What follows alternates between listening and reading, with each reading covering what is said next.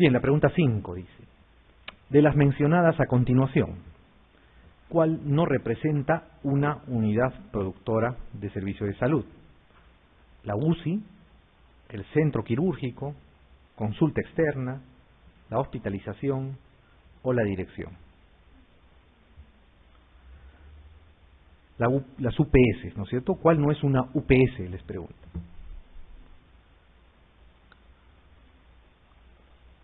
Una UPS indefectiblemente tiene que generar atenciones. ¿Ok? ¿La UCI genera o no atenciones? Sí. ¿Qué cosa produce? Produce egresos, ¿no es cierto? Egresos. Vivos se van a hospitalización, si fallecen pasan al mortuorio, pues, pero genera eso, genera egresos. Centro quirúrgico, ¿qué produce? Intervenciones quirúrgicas, pues operaciones, ¿no es cierto? Esa es su producción. Consulta externa produce atención ambulatoria, ¿no es cierto? Las atenciones, las consultas, pues. Hospitalización, parecido a la UCI. ¿Qué produce? Egresos, ¿no es cierto? Egresos hospitalarios, o sea, altas. Produce referencias cuando se van a otro establecimiento de salud de mayor o menor nivel. Y va a o puede producir muertes de funciones también, ¿no es cierto? Esas tres. Cuando uno entra a hospitalización tiene tres formas de salir, ¿no? La dirección produce. ¿Qué produce? La dirección se encarga de la gestión, básicamente, de los establecimientos, ¿no es cierto? No produce ninguna atención. Entonces, la dirección es la que no es una UPS. Muy bien, la pregunta 6 dice, el establecimiento de salud que brinda atención en todas las especialidades y subespecialidades es 2, 3.1, 3.2, 1 o 4. A ver, 4 no es, ¿no es cierto? Porque en la categorización de establecimientos de salud el máximo nivel es el 3, ¿verdad? No es 4. 1, difícil, ¿no es cierto? El nivel 1 es el primer nivel de atención. Les queda el nivel 2, el nivel 3.1 y 3.2. En el nivel 2 hay dos subniveles, 1 y 2, ¿no es cierto? Hospitales pequeños, el que no tienen UCI, y hospitales un poquito más grandes que van a tener que ya van a tener UCI, ¿ok? El nivel 3.1 y el nivel 3.2. Nos queda esas dos. ¿Cuál será? El 3.1, pues, ¿no es cierto? Todas las especialidades y subespecialidades. ¿Por qué? Porque el nivel 3.2 son los institutos especializados, ¿no? El materno-infantil, el INEN, el INO, etc.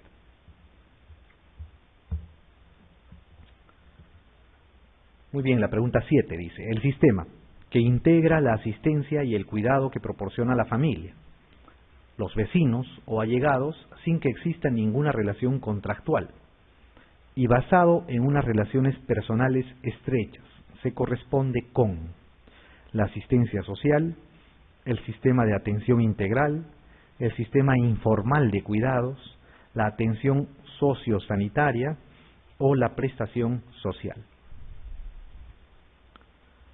¿Qué será? Esta pregunta nos sirve para definir algunos conceptos. Ok, dice, el sistema que integra la asistencia y el cuidado que proporciona la familia, los vecinos o allegados sin que exista ninguna relación contractual, y basado en unas relaciones personales estrechas, o sea, cariño y afecto básicamente, ¿no es cierto? Se corresponde a, ¿qué cosa? A ver, asistencia social, ¿será o no? La asistencia social es la asistencia normalmente que brinda el Estado a personas que tienen riesgo, ¿ok? Ancianos, por ejemplo, ¿no? Niños abandonados, etc. Prestación social, ¿será? Las prestaciones sociales son aquellas ayudas, especialmente económicas, que se dan a las personas que están pasando por un trance especial. Por ejemplo, el fallecimiento de un familiar, ¿no? Cuando fallece un familiar, la prestación social implica darle algunos días libres, darle algún bono, un monto significativo, medio sueldo, hay veces uno. Cuando da a luz la persona, una madre gestante, ¿qué se hace con esta paciente? Se le da el pre y el postnatal, esa es una prestación social. ¿Qué se le da? La hora de lactancia, es una prestación social. ¿Qué se le da? Un monto de dinero por cada hijo menor de 18 años. Esas son prestaciones sociales. Cuando existe un descanso médico debido a un accidente laboral, debido a una enfermedad aguda, esa es una prestación social. ¿Ok? Muy bien. La atención sociosanitaria es la atención, por ejemplo, la visita domiciliaria, ¿no es cierto? Van, hacen una visita domiciliaria, captan a algún paciente, dan la atención correspondiente. Les queda dos, el sistema informal de cuidados o el sistema de atención integral. El sistema de atención integral es un concepto que se creó cuando el paciente venía por una dolencia, por ejemplo, venía una mujer gestante para hacerse su control prenatal, se aprovechaba y se le hacía el control odontológico, pasaba por la consulta de medicina y recién después se hacía el control prenatal. Venía un niño para el peso y la talla, pasaba por odontología y posteriormente pasaba por el pediatra o el médico y después hacía su control de peso y de talla. Por ejemplo, esa es una atención integral. Se aprovechaba la presencia del paciente para dar una atención integral. El sistema informal de cuidados es esto, ¿no?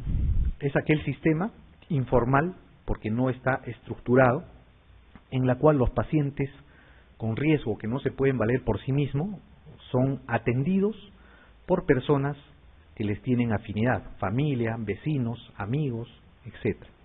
¿Ok? Existe un sistema formal de cuidados también, aquel sistema que está diseñado por las instituciones del Estado o paraestatales que van a los domicilios y prestan el cuidado necesario. Por ejemplo, un ejemplo de eso es el PADOMI, ¿no? Es un programa de atención domiciliaria del seguro. Va una enfermera, va un médico, evalúan a los pacientes postrados, a los ancianos que no se pueden movilizar, los examinan, le dan el tratamiento respectivo y les hacen sus controles periódicos. Ese es un sistema formal de cuidados. Pero aquel paciente que es cuidado por la familia, por los vecinos o los amigos, en base al afecto o al amor filial, se le llama el sistema informal de cuidados. ¿Ok? El sistema informal de cuidados.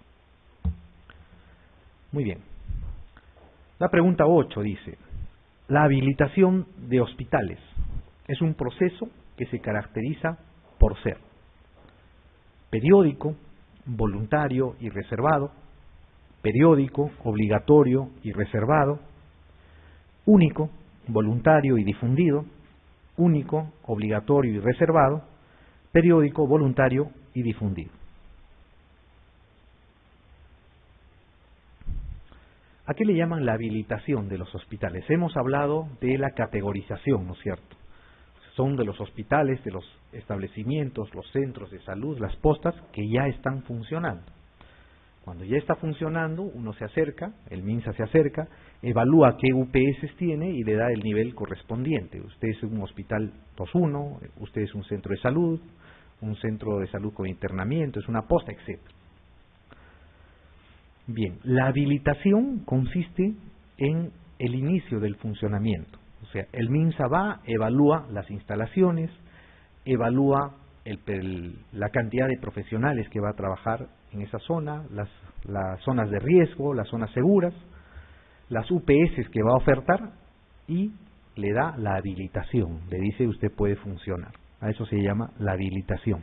Entonces, la pregunta es, ¿la habilitación de hospitales es un proceso que se caracteriza por ser periódico? ¿Será?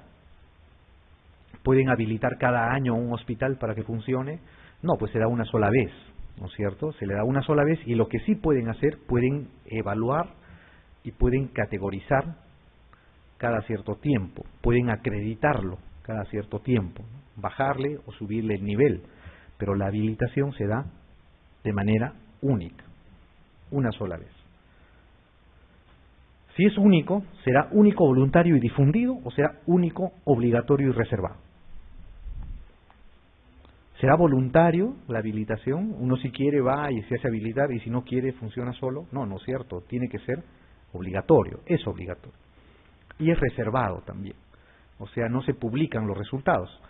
Cuando va el MINSA y evalúa, va a dar la habilitación del hospital o de la institución correspondiente, genera un documento con algunas observaciones que tiene que salvar el prestador de salud. Entonces, salvando esas observaciones, vuelve a pasar la evaluación y si aprueba, empieza la atención correspondiente. Entonces, es único, es obligatorio y es reservado. ¿Ok? Y es reservado. Esa es una interacción o interrelación entre el Ministerio de Salud, que le va a dar la habilitación, y la entidad prestadora de salud. Muy bien. Entonces, hemos hablado más o menos cómo se categorizan los establecimientos de salud, cómo se van a dividir en niveles, cómo se han homogenizado, ¿no es cierto? Esta homogenización genera, pues, que la oferta de salud a nivel nacional más o menos sea uniforme, o sea, que los hospitales, llamados así nacionales, los hospitales nivel 1, nivel 2.1, perdón, o 2.2, o los centros de salud o las postas, tengan un mínimo de UPS aquí en Lima, en Cajamarca, en Cusco, en Puno o en la selva, en la zona urbana o la zona rural. Si ustedes se acercan a un centro de salud, saben qué cosa van a encontrar. Antes era un desorden. Entonces, esta homogenización se ha dado gracias a la categorización de los establecimientos de salud. Cada establecimiento de salud tiene que ver la forma como funciona, ¿ok? La función, cómo va a funcionar un establecimiento de salud, cómo van a administrar los recursos para generar las mejores o las mayores producciones de servicios de salud, o van a generar o van a llegar a las metas trazadas de la mejor manera. A eso se llama gestión. Dentro de la gestión existe una función muy específica, que es la del control. La gestión básicamente va a darse mediante el control de la actividad que ejerce una entidad prestadora de salud, y este control va a producir algunos datos, los cuales van a ser usados por los directores, los gerentes, los que evalúan, los que manejan los establecimientos de salud, para poder mejorar y planear futuros cambios, digamos, en las instituciones. Este control se da mediante tres partes: mediante el monitoreo, mediante la supervisión y la evaluación. O sea, el grupo de gestión tiene que hacer estas tres cosas: monitoreo, supervisión y evaluación. Cada una de estas va a tener su característica especial, ¿no? Este es un cuadro que les ayuda a diferenciar una de la otra.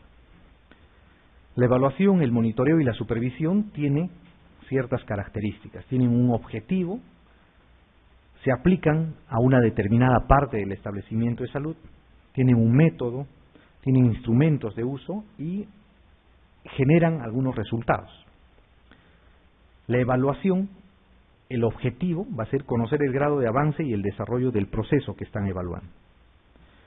¿A quiénes se aplica? A los planes, programas, proyectos, sistemas de servicios de salud, estado de salud, factores condicionantes, etc.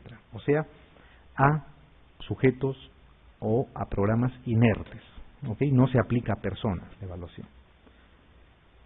¿Cómo se hace esta evaluación? ¿Qué método usan? Comparan a las características encontradas, o sea, a la evaluación que hacen con el patrón de referencia, ¿no es cierto? Un programa, por ejemplo, de vacunación tiene un patrón de referencia que al sexto mes del año deben tener una cobertura del 90%. Entonces, con eso comparan el programa de vacunación del establecimiento que está siendo evaluado. Los instrumentos son los indicadores, ¿no es cierto? Cobertura, en el caso de vacunación, por ejemplo, es un indicador muy específico. Y los resultados esperados en la evaluación es el mejoramiento del grado de equidad, eficiencia y efectividad de los servicios. O sea, mejorar cómo los usuarios llegan sin discriminación alguna, vivan lejos, vivan cerca, hablen otro idioma o no, al establecimiento de salud, que tenga eficiencia, o sea, que los recursos no sean despilfarrados, o sea, que no gasten más de la cuenta, y que tengan efectividad, que produzcan cambios en la población. Eso se llama efectividad. Vamos a ampliar un poquito más de esos conceptos más adelante. El monitoreo, ¿no? ¿Qué cosa es el monitoreo, ¿no? ¿Cuál es su objetivo? Es observar periódicamente la marcha de las acciones y detectar situaciones críticas. En la evaluación ustedes hacen un corte y ven qué porcentaje han avanzado, por ejemplo. En el monitoreo es un tema que se da a lo largo del tiempo, periódicamente, cada 2, cada 3 meses piden un informe y ven cómo va avanzando esa cobertura de vacunación, por ejemplo, ¿no? Para poner el mismo ejemplo del anterior. Y así se detectan situaciones críticas. Pues, si vemos que la cobertura es baja, se hablará con el establecimiento de salud para que mejore esta cobertura, para que sea una búsqueda activa de repente. Los sujetos de aplicación son los mismos de evaluación: planes, programas, proyectos, sistemas de servicios de salud, etc. También lo mismo, es comparar las características encontradas con el patrón de referencia, pero en este caso es periódico. En el monitoreo es de forma periódica. Se usan algunos indicadores y los resultados que se espera es el análisis y corrección de las situaciones críticas detectadas. La evaluación y el monitoreo entonces son parecidas. La evaluación es un corte en un punto específico y el monitoreo es la evaluación o el seguimiento a lo largo del tiempo. ¿Okay? A lo largo del tiempo. ¿Qué cosa es la supervisión? ¿No? El objetivo que tiene la supervisión, ojo acá, es desarrollar, como dice, las potencialidades del personal en relación a la ejecución de sus actividades. Entonces, la evaluación y el monitoreo se hace sobre planes, programas, etc. La supervisión se va a hacer al recurso humano, ¿okay? Al recurso humano, o sea, a las personas, que es distinto. Cuando les hablen va a venir o va a llegar una supervisión, significa que los van a evaluar a ustedes. Si es que a ustedes les dicen, están en un centro de salud y les hablan, va a venir un grupo que va a hacer una evaluación o monitoreo, significa que van a escudriñar sus planes, sus indicadores, sus tasas, etc. Si es supervisión, van a evaluarlo a ustedes, al recurso humano. ¿Ok? Entonces, el sujeto de aplicación de la supervisión es el personal de salud y recursos humanos en general. ¿Cómo es la supervisión? Acá ya no van a identificar tasas, números e indicadores, sino y los van a comparar con el estándar, sino va a haber una enseñanza-aprendizaje, una educación continua. Por ejemplo, viene una supervisión para hacer o para evaluar un programa de vacunación. Entonces, ¿qué cosa hará? Les enseñarán a cómo llenar los registros. Si es que llega una nueva vacuna, cómo es la cadena de frío, cómo se administra la vacuna, en qué periodos, etc. Los instrumentos son los indicadores seleccionados, o sea, algunos indicadores, y las guías de supervisión principalmente. Las guías de supervisión les dicen qué cosas van a evaluar cuando vayan a supervisar a un establecimiento de salud. Y dentro de estos tres, el que tiene mejor efecto sobre el funcionamiento del establecimiento de salud es la supervisión. ¿Ok? ¿Por qué? Porque los resultados que se esperan con una supervisión adecuada es el mejoramiento de la calidad de la atención mediante la capacitación del personal.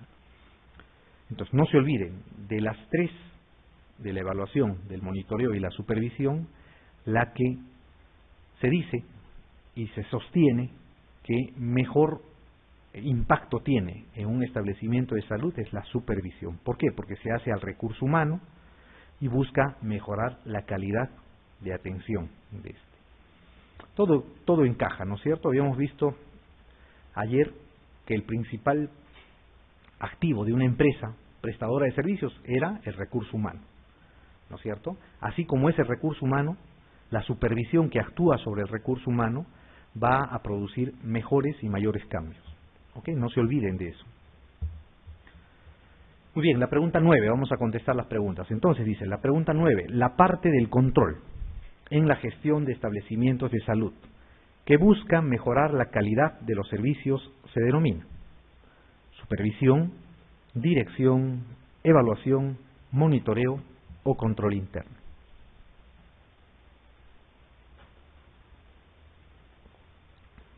la parte del control, ¿no es cierto?, en la gestión de establecimientos de salud. O sea, la parte del control se divide en tres partes: supervisión, evaluación y monitoreo, ¿verdad? La evaluación es hacer un punto, hacer un corte y ver cómo están las cosas. El monitoreo es hacer un seguimiento periódico. Ambos se dan, la evaluación y el monitoreo, a los planes, a los objetivos, a los documentos. La supervisión se hace al recurso humano, ¿no es cierto? De esos tres, ¿cuál es el que busca mejorar la calidad de los servicios?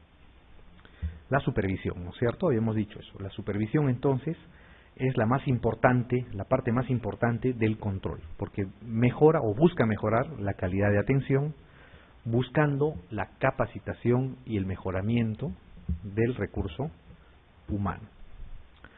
Muy bien, la pregunta 10 dice: el sujeto de aplicación cuando se realiza la supervisión es los planes, las guías, el recurso humano, las estrategias o los programas. Cuando se hace la supervisión, ¿a quién se aplican? ¿A quién supervisan? Al recurso humano, pues, ¿no es cierto? No se puede supervisar a los planes, las guías, a las tasas, ¿no? Se supervisa al recurso humano, ¿no? La finalidad, ojo, de la supervisión no es punitiva, o sea, no es encontrar errores y castigar, sino la supervisión lo que va a buscar es capacitar y mejorar el funcionamiento o el desempeño, mejorar el desempeño del recurso humano, ¿okay? Esa es la finalidad de la supervisión. Muy bien, la pregunta 11 dice: la evaluación de un programa de salud debe considerar la necesidad del programa, los resultados conseguidos, el rendimiento de los recursos, el cumplimiento de los tiempos previstos, o todas las respuestas anteriores son correctas, ¿no? Habíamos dicho, la evaluación, el monitoreo y la supervisión son parte del control. Nos están preguntando ahora sobre la evaluación, ¿no?, de un programa de salud. Obviamente no se puede evaluar a las personas, ¿no es cierto?, dentro del control. Se evalúan los programas. Muy bien. Esta evaluación, ¿qué cosa debe considerar? La necesidad del programa. ¿Tendrá que considerar eso o no? Por ejemplo, ¿quieren ustedes evaluar el programa, ¿de qué? De malaria, ¿no es cierto? Van a evaluar un programa de malaria, porque se ha instaurado en un establecimiento de salud. Van ustedes al establecimiento de salud y ese establecimiento de salud está ubicado, no sé, en una región andina, ¿no?, donde no hay malaria. Entonces, tienen que evaluar si es necesario o no, ¿no?, de acuerdo a cómo está la morbilidad, la mortalidad en esa zona específica. Entonces, la necesidad del programa, por ejemplo, el programa de vacunación contra la fiebre amarilla, ¿no? Lo van a poner en la costa, no tiene sentido. Tendrá que ser en un establecimiento que esté ubicado en la selva, ¿verdad? O que sea de paso, que sirva de paso para los que viajan hacia la selva. Entonces, la evaluación de un programa tiene que ver la necesidad de sí, pues si es necesario o no. Los resultados conseguidos, obvio, ¿no es cierto? Tienen que ver si es que este programa está funcionando o no, qué resultados están obteniendo.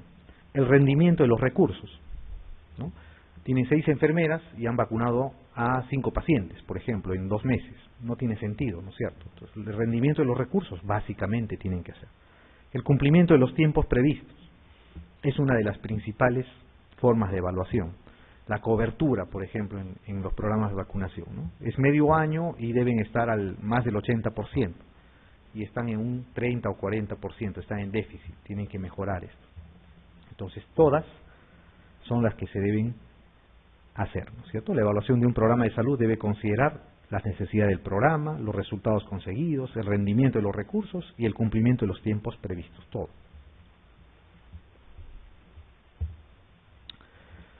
Muy bien. Entonces, ya saben, dentro de la gestión, una de las principales formas de realizarlo es hacer un control mediante evaluación, monitoreo y supervisión. La evaluación y el monitoreo básicamente usan indicadores, ¿no es cierto? Estos indicadores nos van a decir cómo está yendo un establecimiento de salud, cómo está yendo una institución. ¿Qué cosa es un indicador? Son relaciones cuantitativas entre dos cantidades o variables susceptibles de ser observadas y medidas. O sea, es un número, un indicador. ¿Ok? Un número, los cuales este número les puede servir para comparar con patrones de referencia. ¿Ok? Para eso sirve un indicador.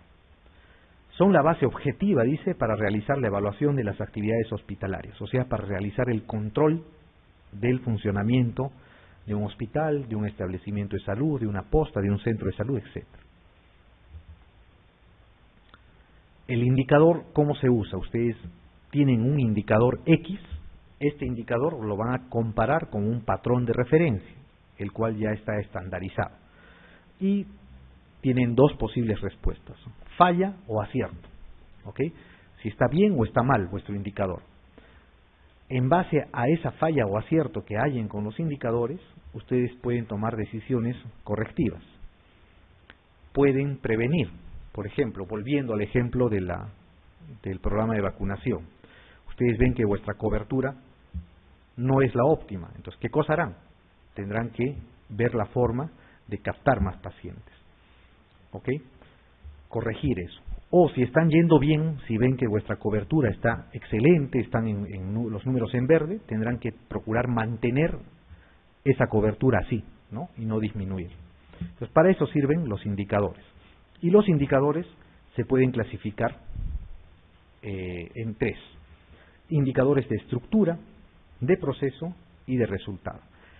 Esta clasificación es teórica, ¿ok? Así como existe para evaluar la calidad, ¿no? Tres dimensiones, la estructura, el proceso y el resultado. Los indicadores también se van a dividir en indicadores de estructura, indicadores de proceso e indicadores de resultado. Repito, esta clasificación es teórica. Normalmente los indicadores se van a usar de acuerdo al servicio. O sea, va a haber indicadores de hospitalización, de consulta externa, de emergencia, de sala de operaciones, etc. Pero, teóricamente, se dividen los indicadores en estos tres tipos, de estructura, de proceso y de resultado. Entonces, vamos a definir y vamos a mencionar algunos. Los indicadores de estructura, ¿no? El primer indicador es la accesibilidad. La accesibilidad como indicador va a establecer la dificultad que tiene el usuario, el cliente, en llegar a recibir la atención hospitalaria o la atención en salud que está requiriendo. Está determinada por varios factores económicos, ¿no? Si es que el monto, digamos, de la consulta, el monto de la atención es oneroso o es económico. Geográficos, esto especialmente en las zonas rurales, si es difícil llegar al centro de salud. Culturales, en el caso de que sea una población, por ejemplo, en Puno, que habla aymara, ¿no? Y el personal no habla ese idioma, o el quechua en las zonas andinas.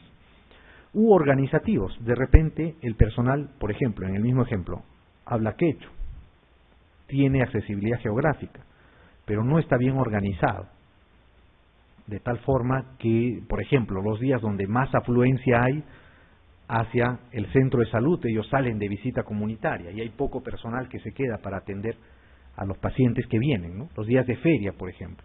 Los días de feria el personal debe quedarse en el establecimiento para poder acoger a toda la demanda. Entonces, eso es la accesibilidad, ¿no? En general, la accesibilidad determina cuán fácil el usuario o el paciente puede atenderse en el centro de salud.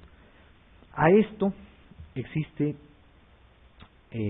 por ejemplo, en el Perú una característica especial, ¿no es cierto?, en la accesibilidad a los servicios de salud, que son los tiempos de espera prolongados, ¿no? Eso implica una mala organización, ¿no?, de los establecimientos o de los sistemas de salud. Por ejemplo, lo que habíamos comentado ayer, para acceder a una consulta en el MINSA, o peor en el salud, hay que esperar días, semanas, a veces meses, ¿no es cierto? Eso hace inaccesible, pues, algunos servicios de salud, ¿no es cierto? Llega la cita y ya están curados espontáneamente, o de repente ya se fueron a otro lado a hacerse ver, ¿no?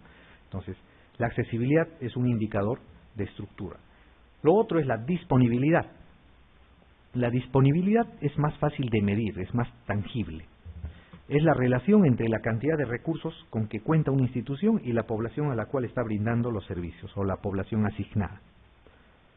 Por ejemplo, es la cantidad de pediatras para una población determinada, cantidad de médicos para una población, cantidad de obstetrices que hay para las mujeres gestantes, ¿no es cierto?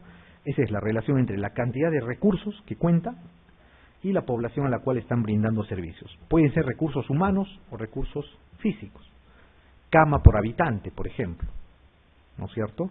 ¿Cuántas camas tiene este establecimiento de salud y qué población adscrita tiene? ¿Ok? Ojo, la disponibilidad se busca o se saca mediante la población asignada. Cuando hay un establecimiento de salud, cualquiera sea este, tiene una población asignada. ¿Ok? Por ejemplo, tienen un centro de salud que está ubicado en el distrito, de San Juan del Lurigancho.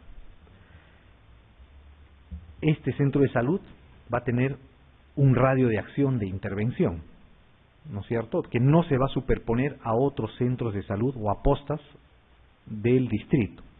Entonces, este centro de salud, de acuerdo a su ubicación geográfica y a la densidad poblacional, va a tener una cantidad de personas las cuales van a ser adscritas. Y sobre esa cantidad adscrita es que se va a sacar la disponibilidad de los recursos. ¿Ok? No es que por estar el centro de salud en San Juan del Lurigancho se saca por la población total del distrito. Ojo, es sobre la población adscrita nada más. La adecuación es un indicador de estructura, pero que es difícil de medir, ¿no? Es la relación entre los recursos humanos, físicos y financieros, o sea, cualquier tipo de recurso y las necesidades para la atención de los usuarios.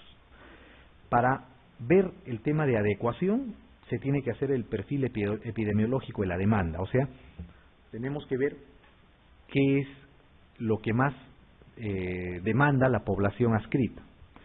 Por ejemplo, es una población joven, Villa El Salvador, hablemos de un distrito, es una población de gente joven principalmente.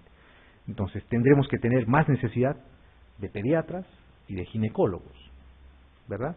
No vamos a poner una cantidad de geriatras pues en Villa El Salvador, pues la población básicamente joven, ¿ok? O al revés, tenemos una población donde la mayoría es paciente anciano o adulto mayor, entonces tendremos necesidad de poner más médicos internistas y más geriatras. ¿Ok? Tenemos una población que sufre de enfermedades endémicas, infectocontagiosas. Entonces necesitaremos médicos infectólogos, especialistas en medicina tropical en esa zona. Y así sucesivamente. Este perfil epidemiológico es básico para adecuar la oferta a la demanda. ¿Ok?